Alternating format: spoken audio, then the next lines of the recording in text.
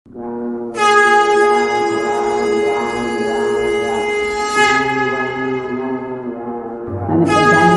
બધાને બધાને माँ चला जो।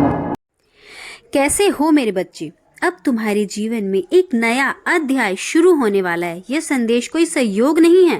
अगर तुम इसे देख रहे हो तो इसका मतलब है कि परमात्मा ने तुम्हें इस खास संदेश तक पहुंचाया है। यह संदेश तुम्हारे जीवन के उस पल की भविष्यवाणी कर रहा है जिसे तुम बेहतर बनाना चाहते हो। परमपिता परमेश्वर तुमसे कह रहे हैं कि तुम एक सकारात्मक बदलाव के लिए पूर्ण रूप से तैयार हो रहे हो। मेरे प्रिय, इस बात से कोई फर्क नहीं पड़ता कि इस समय तुम किस परिस्थिति में हो, कितनी नकारात्मकता में हो, तुम्हें कितना ज्यादा थक चुके हो या फिर तुम अनेकों बीमारियों ने घेर रखा है, रिश्ते पीछे छूट रहे हैं या फिर पैसे की कमी से मुसीबतें चारों तरफ से आ रही हैं। मेरे प्रिय, जीवन के अंदर चाहे कितनी भी परेशानियां हो, तुम जरा सा भी मत घबराओ।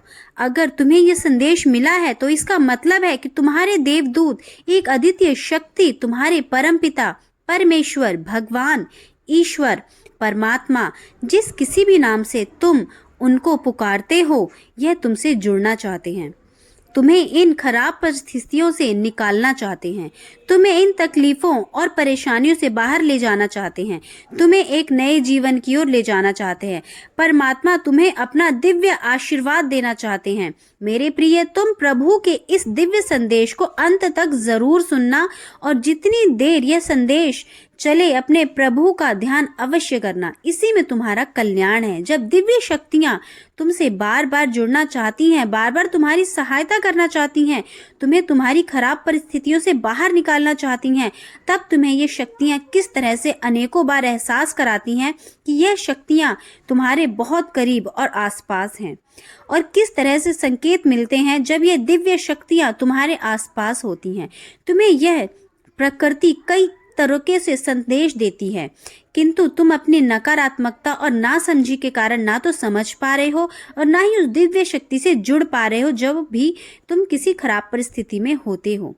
जैसे एकदम से खराब परिस्थिति सामने आने लगे, और ये खराब परिस्थितियां उसी के जीवन में आती हैं जो उस परमात्मा के बहुत करीब होते हैं, जो परमात्मा के बहुत प्रिय होते हैं।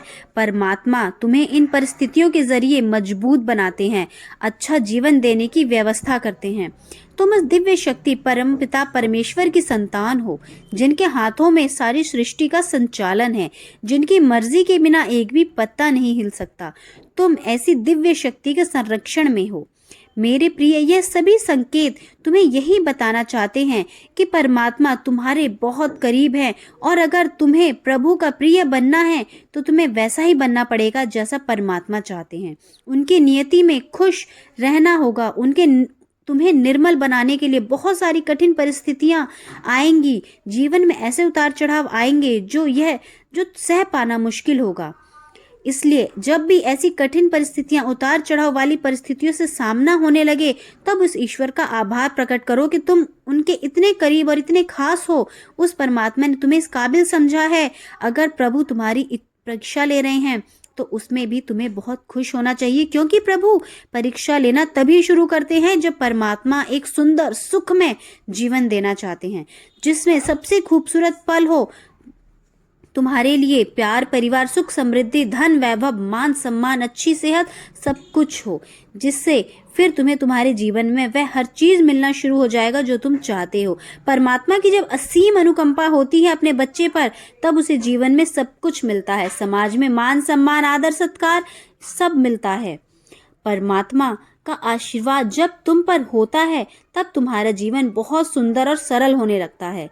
तुम्हारे पास किसी भी चीज की कमी नहीं रहती। मेरे प्रिय, अगर तुम्हारे जीवन में बहुत खराब हालात चल रहे हैं तो उसमें बिल्कुल भी घबराओ मत। बस यह समझ लो कि यह जो अभी का अंधेरा है वह तुम्हें सुनहरी सुबह के उजाले की ओर ले जा रहा है।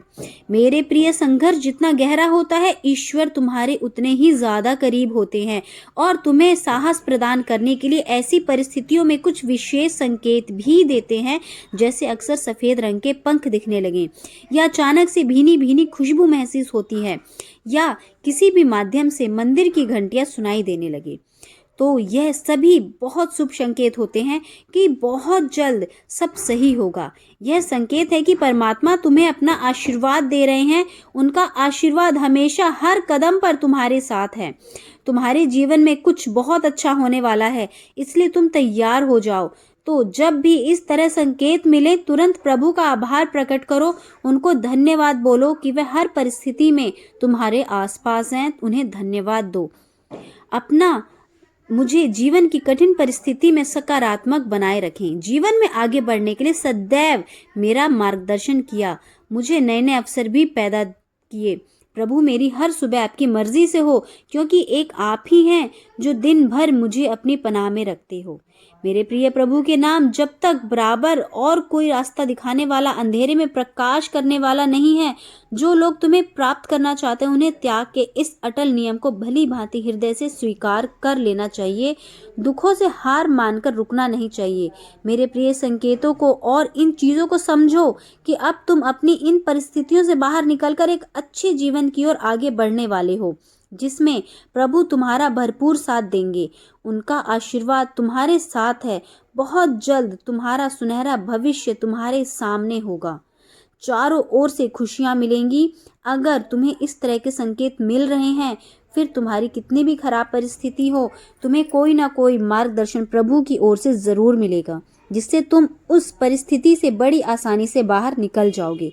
तुम्हें बस खुद को सकारात्मक रखना है, अपनी ऊर्जा को बढ़ाना है, और फिर खुद ब खुद तुम्हारा जीवन बेहतर से बेहतरीन की ओर चल देगा। हमेशा सुखी, समृद्ध और संपन्न रहो। प्रभु का आशीर्वाद तुम्हारे साथ है। संदेश के समाप्त होने पर कमेंट में जय श्री राम जरूर लिखना। राम राम कहने से परमात्मा अपने हर एक बच्चे की निकटता को महसूस करीब से करते हैं।